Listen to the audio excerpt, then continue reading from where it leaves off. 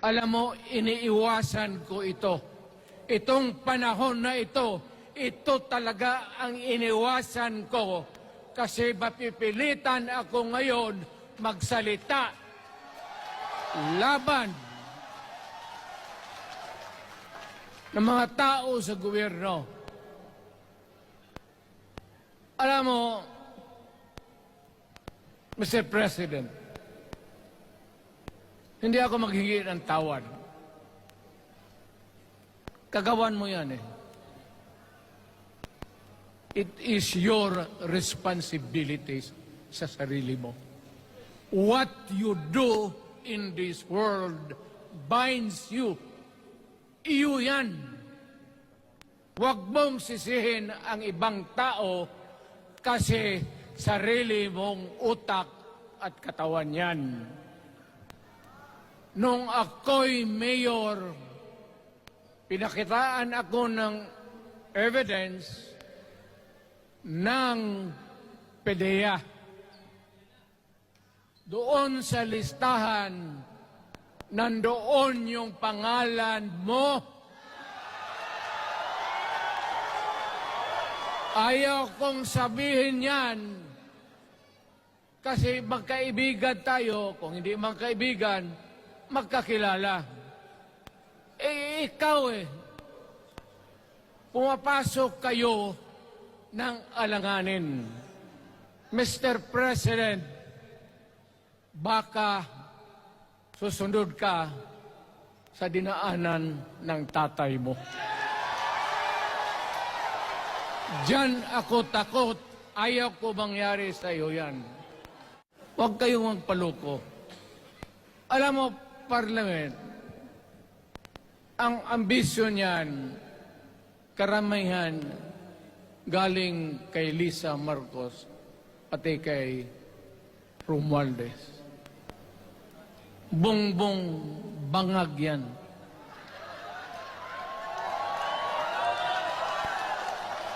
That's why sinasabi ko na sa inyo ngayon, si Bongbong Marcos bangag noon, ngayong presidente na bangag natin ang presidente.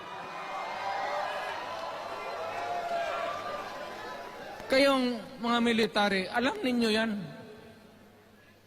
Lalo na yung nasa Malacanang. Alam ninyo. The Armed Forces of the Philippines, alam ninyo. May drug addict tayo na presidente, putang inang yan. Ayun ang, bakit ako nagkaroon ng kaso ng ICC? Sabi nila, pinapagpatay ko raw yung mga drug user at drug addict. Mabutit na lang, wala na ako sa pwesto, baka kasali ka pa.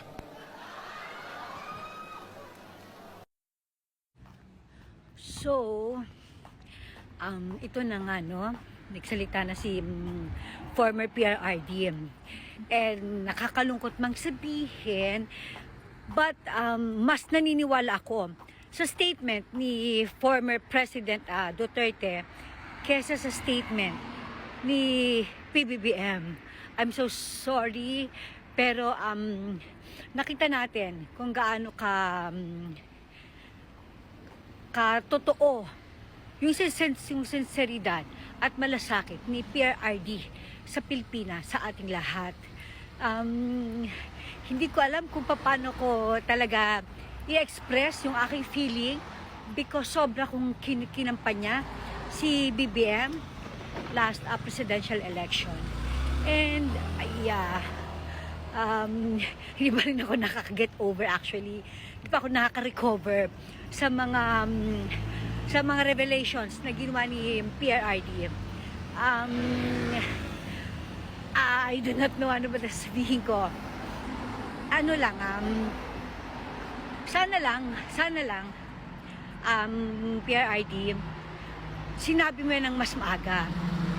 Kung nasabi mo ng mas maaga yan, baka na-push yung Sarago na katulad ng pinapresent mo before. Although nagsabi ka ng weak leader si BBM na, yeah, totoo naman. Kaya lang sana nasabi mo na mas maaga. Or maybe, naniniwala din naman ako na lahat naman ay destined. Siguro nga, nakadestin talaga na ngayon lang namin malaman. Because, kung hindi nalagay sa posisyon ang Marcos, hindi natin malalaman kung anong klase ng ugali meron itong si F. Eliza at ang kanyang pinsan si Tambalos Los Romualdez. Siguro it's a blessing in disguise. Kasi kung wala sila sa posisyon, hindi natin makikilala yung mga kahiyupan nila, di ba? So, yun. Di pa ako masyadong makakomment talaga because hindi ako makaget over na meron tayong isang addict na presidente, my God. Actually, ang hirap niyang banggitin because until now, I am still in love with the president. Mahal ko pa rin si BBM. Kaya lang kasi sa ginagawa niya, wala siyang pangil. Napakahina niya. Kung gaano niya hinahayaan na banatan si VP Sara para lang sa kanilang mga ambisyon sa politika. Can you imagine? Yung pinsan mo mismo, my God, bakit sobrang pamabastos ang ginagawa nila kay VP Sara na wala kang ginawa, wala kang ginagawa para mapagtanggol si VP Sara na alam mo naman kung gaano siya kalaki respeto niya sa'yo, kung gaano siya sumusunod sa'yo. Kaya lang kasi sa ginagawa mo, wala eh. Wala kami nakikita. Siguro nga tama si PRRD, weak leader ka. I do not know. I hate to say this, pero parang ganun. And also, si